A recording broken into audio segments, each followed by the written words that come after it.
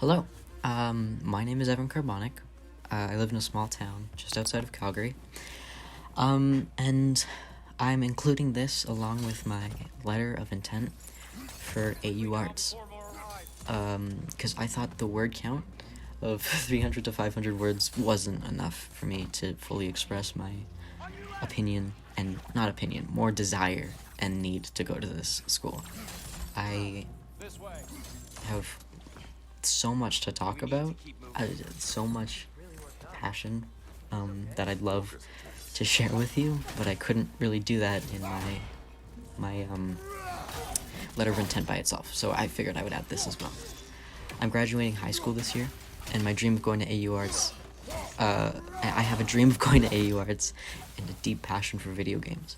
I was raised with my two brothers, Noah and Asher, who always loved video games. Noah was a really big video game guy. He was much older than us, so he had money to go buy video games and consoles, so that's what he did.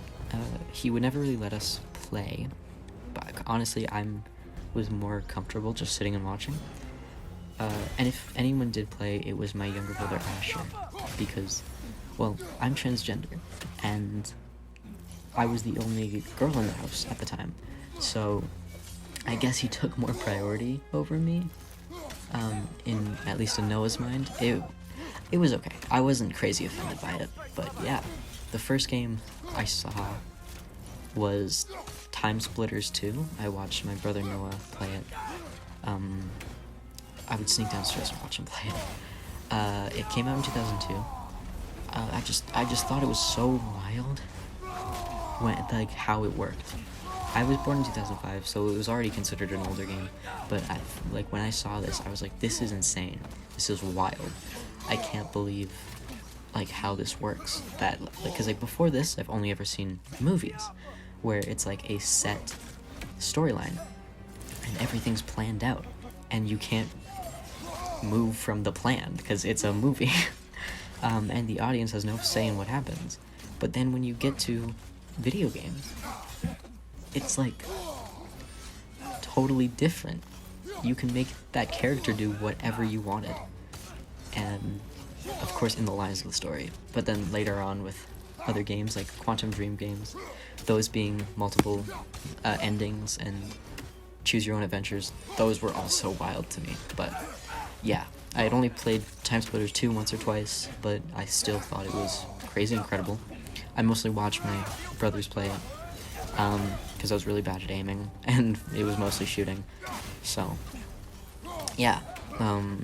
Later when I was 10, I found Yandere Simulator, which is kind of a controversial game on the internet, but this game really intrigued me. I was younger, so I think the violence drew me in. I think that happens with a lot of people, when you're kids, you see violent things, and you're like, whoa, that's so cool. Or maybe I'm just really weird, but I thought it was real sick. But along with that, more than that, I thought the character design was crazy. There were so many characters in this school, and each one of them had their own personality, their own name, their own schedule to follow, everything. It was really, really cool to see. They had, one of them, for example, there was a character, I forget his name, but he was in the karate program, so he would, leave class early to go start karate, and he would be at the school for this many hours before, going home, and he would follow this pattern. I thought that was really cool, because before, the video games I had played were just straightforward. And when I say video games I had played, I mean literally just Time Splitters 2. I never actually got to play Yandere Simulator, because I wanted to wait for it to fully come out, and there were some problems around that.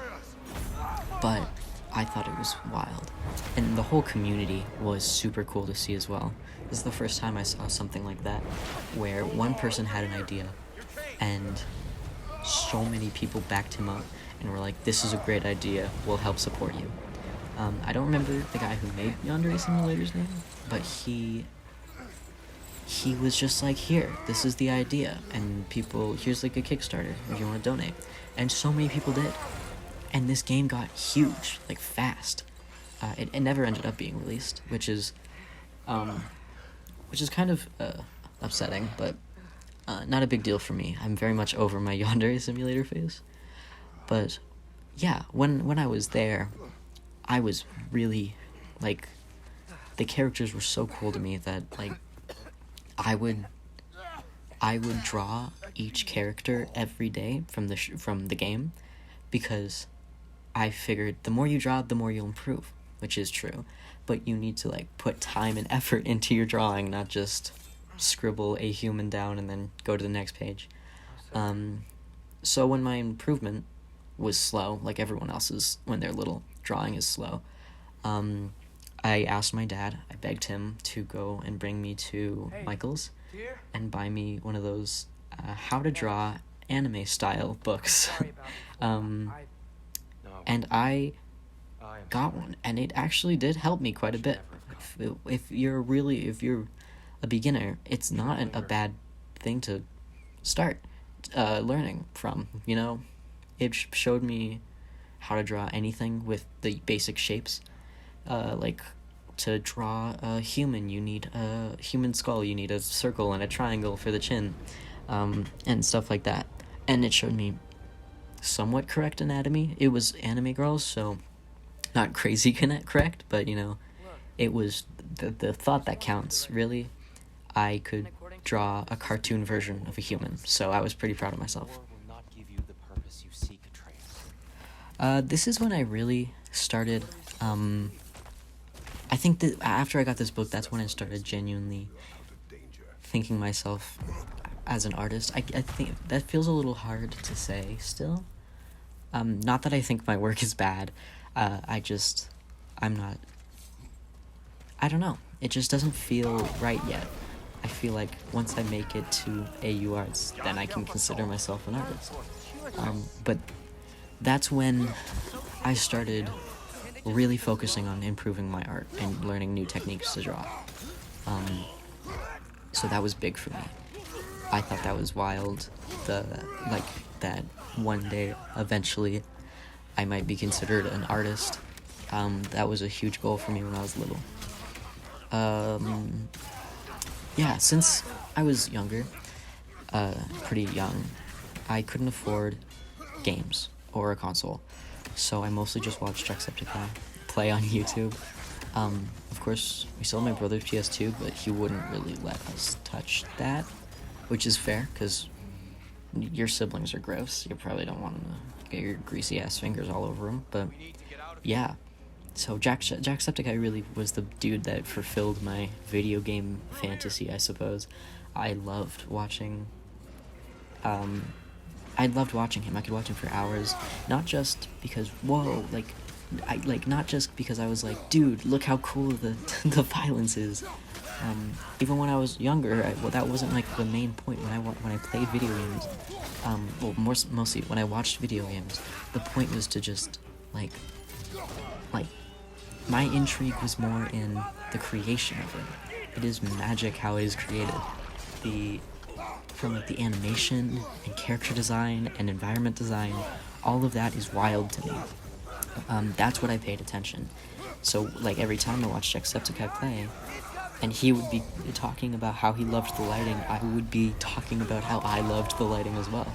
He felt like one of the first persons that understood how I felt about video games.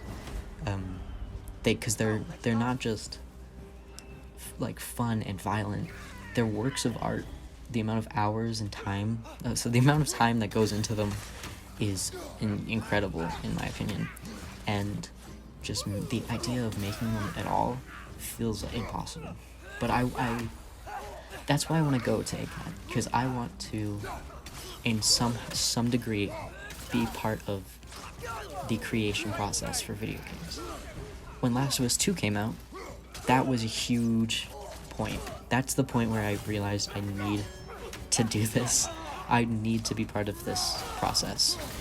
I know it's kind of a controversial game in the community, with 50% of people liking it and 50% of people not.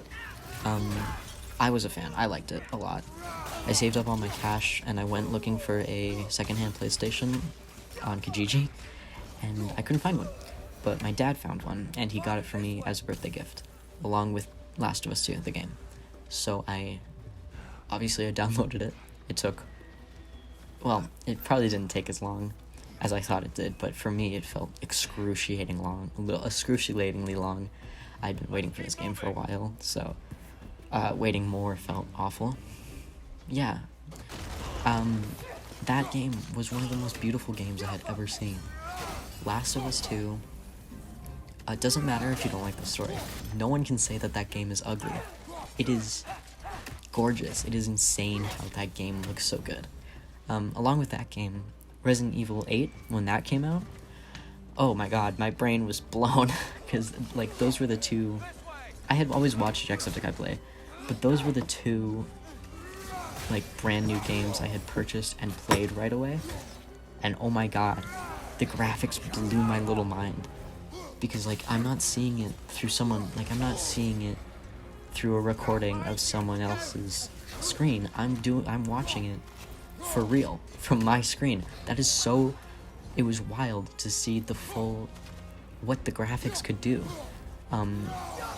I thought it was absolutely insane that people worked this hard and created, like, something like this, something that anyone can enjoy.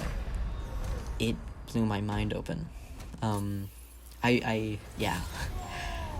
Since Last of Us 2 and Resident Evil 8, I've played a lot of games, mostly narrative games. I really, really like narrative games, and I would absolutely kill for the chance to design games, in the art sense, of course, whether that's character creation, or concept art, or environments.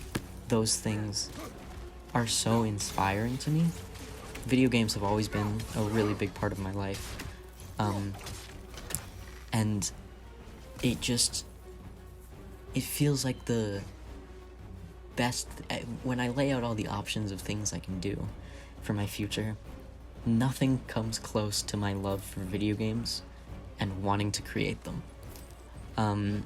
Even talking about video games for too long makes me emotional, so yeah, sorry. My dream is to work at Naughty Dog or Sony, or Naughty Dog, and so I'm not sure if they're connected. I think they are, maybe, I don't know, but they're wild. Naughty Dog is crazy. I want the chance to take my art and put it in this new world where anyone can immerse themselves,